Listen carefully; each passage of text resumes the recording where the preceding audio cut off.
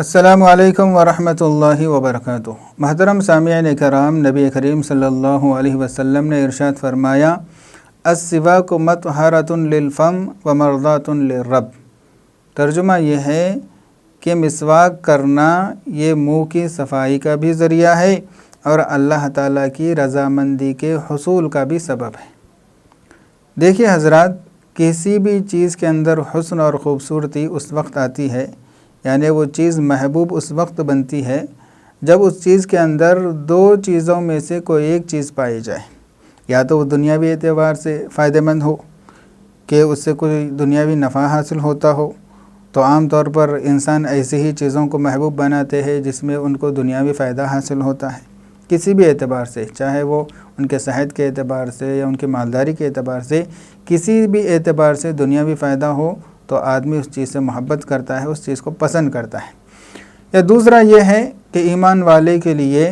اگر اس چیز کے اندر کوئی اخروی فائدہ ہو، دنیاوی کوئی فائدہ نہ ہو لیکن اخروی فائدہ ہو، آخرت میں اس کا فائدہ ہونے والا ہے، اجر و ثواب ملنے والا ہے، جنت کی نعمتیں اس کے ذریعے سے حاصل ہوتی ہیں، تو پھر ایک ایمان والا اس کو اپنا محبوب سمجھتا ہے اور اس چیز کو اہمیت دیتا ہے۔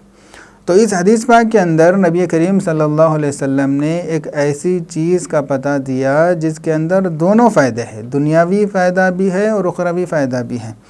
اور وہ چیز ہے مسواک۔ کیونکہ جب آدمی مسواک کرتا ہے، ایک تو اس کے منہ کی بدبو دور ہو جاتی ہے، اس کے دانت صاف ہوتے ہیں اور منہ کی گندگی اس کی ختم ہو جاتی ہے، اس کے مسوڑے مضبوط ہوتے ہیں، اور اس کے علاوہ بھی بہت سارے دنیاوی منافع، یعنی طبی اعتبار سے، صحت کے اعتبار سے دماغ اس سے تیز ہوتا ہے، نظر اس سے تیز ہوتی ہے، معدے کے جو امراض ہے وہ معدے کی بیماریاں ساری جو ہے نا اس سے ختم ہو جاتی ہے۔ بلکہ لکھنے والوں نے مسواک کرنے کے 70 اور بعض لوگوں نے اس سے بھی زیادہ فوائد دنیاوی اور طبی اعتبار سے لکھے ہیں۔ تو اس قدر دنیاوی اعتبار سے مسواک کرنا فائدے کی چیز ہے، اور دوسری طرف یہ نبی کریم صلی اللہ علیہ وسلم کی اور سارے انبیاء کی سنت ہونے کی وجہ سے اس سنت کو جو زندہ کرتا ہے، مسواک کرتا ہے، اس سے اللہ تعالیٰ کی رضامندی بھی حاصل ہوتی ہے۔ تو انہی فوائد کے پیش نظر نبی کریم صلی اللہ علیہ وسلم نے ایک حدیث میں ارشاد فرمایا،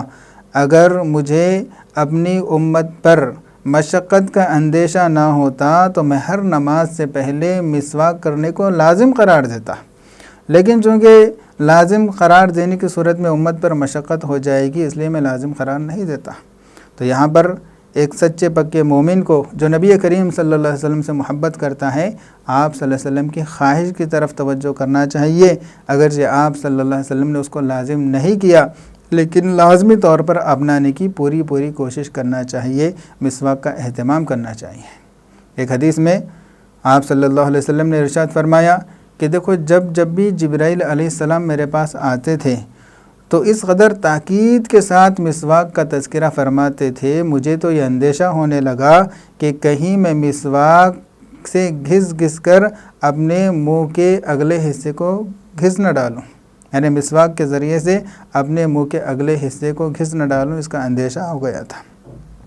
تو ان ساری چیزوں کی وجہ سے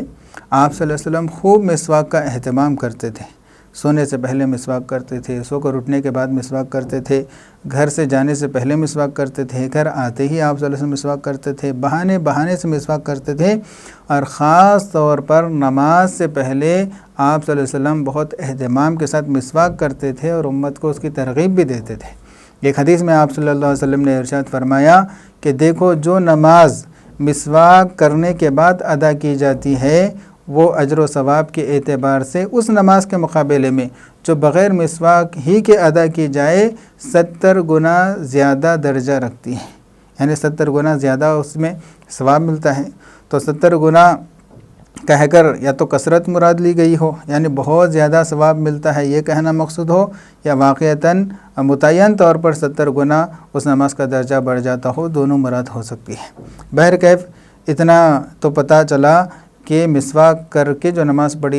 پڑھی جاتی ہے اس کے اندر اجر و ثواب زیادہ ہوتا ہے۔ اور عزیز ساتھیو، چونکہ آدمی جب نماز پڑھتا ہے تو نماز کے بارے میں نبی کریم صلی اللہ علیہ وسلم نے ارشاد فرمایا، ان العبد اذا صلی یناجی ربہ، جب بندہ نماز پڑھتا ہے تو اپنے رب سے ہم کلام ہوتا ہے، اپنے رب سے بات چیت کرتا ہے۔ تو رب سے بات چیت کرنے کے لیے اگر آدمی مسواک کے ذریعے اپنے منہ کو صاف کرتا ہے، معطر کرتا ہے، خوشبودار کرتا ہے، تو پھر اس سے بڑی اچھی بات کیا ہو سکتی ہے۔ ایک فارسی شاعر وہ یہ کہتا ہے کہ فرمایا، اس نے یہ کہا کہ اگر میں 1000 بار بھی اپنے منہ کو مشک اور گلاب سے دھوؤں اور پھر اللہ تعالیٰ کا نام لوں، تب بھی میں یہ سمجھتا ہوں کہ اللہ تعالیٰ کے نام کی اور اللہ تعالیٰ کی بے ادبی ہے، کیونکہ اگرچہ میں اپنے منہ کو کئی خوشبوؤں سے پاک کر لوں، پھر بھی اللہ تعالیٰ کا نام تو بہت زیادہ بلند ہے، بہت زیادہ پاک ہے، تب بھی میرا منہ گویا کہ اس کے مقابلے میں ناپاکی ہے۔ تو حقیقت بھی یہی ہے، لیکن اس کا یہ مطلب نہیں ہے کہ بالکل ہی پاک نہ کرے، بلکہ جتنی صفائی آدمی اختیار کر سکتا ہے اس کے اندر کوئی کمی نہیں کرنا چاہیے، اور مسواک کے ذریعے سے اپنے منہ کو معطر کر کے وہ نماز کے اندر شامل ہونا چاہیے، تاکہ اس کے نماز کا درجہ اور رتبہ جو ہے نا بلند ہو جائے۔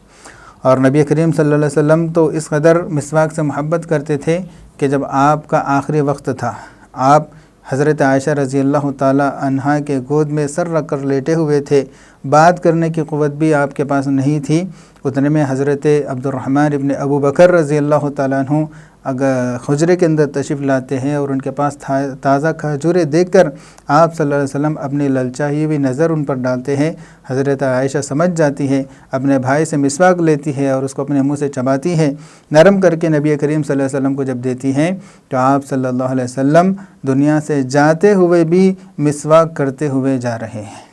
تو اس سے مسواک کی اہمیت کو بھی سمجھنا چاہیے، کیونکہ یہ ملائے اعلیٰ اور اسی طریقے سے اللہ تعالیٰ سے ملاقات کا بھی وقت تھا، اس لیے آپ اپنے خوشبودار منہ کو مسواک کے ذریعے سے مزید گویا کہ خوشبودار بنا رہے تھے۔ بہرکیف ان ساری احادیث کو پیش کرنے کا مقصد یہی ہے کہ ہم مسواک کی اہمیت کو سمجھیں۔ ہم نے موبائل کی اہمیت کو سمجھا